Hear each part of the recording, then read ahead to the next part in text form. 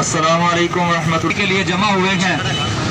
سب سے پہلے تو آپ نوجوانوں کو سلام ہے کہ آج ملکی سیاست کی کشمکش کے اندر کہ جب مختلف سیاسی جماعتیں اپنے اپنے ایجنڈوں کے لیے پاکستان کے اندر جلسے اور مظاہرے کر رہی ہیں، آپ کو سر محترم عبد المنان بھائی جو کہ دنیا پور یوتھ الائنس کے صدر ہیں، وہ آپ کے سامنے اظہار خیال کریں گے۔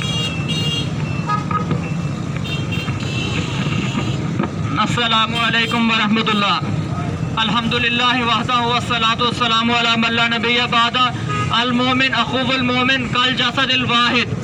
سب سے پہلے ہر طرح کی تعریف اللہ رب العزت کے لیے جو ساری کائنات کا خالق مالک رازق ہے۔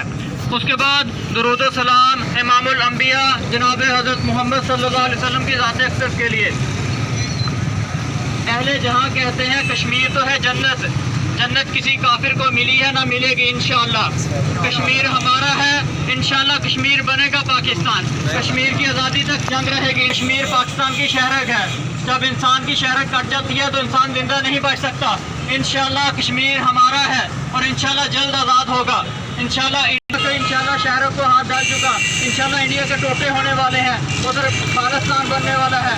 انشاءاللہ سے جو علاقے پاکستان کے حصے میں آئے تھے اقوام متحدہ کانفرنس ہیں، کشمیری ادھر کھڑے ہو گئے ہیں، انشاءاللہ اپنی جانوں کے نذرانے پیش کر رہے ہیں۔ آپ کا ادھر آنا فضول نہیں ہے۔ ابراہیم علیہ السلام کو جب آگ میں ڈالا تو ایک چڑیا اپنے چوہے میں پانی کے قطرے لے کے آ رہی تھی، اس سے کسی نے ان سے پوچھا بھی آپ کا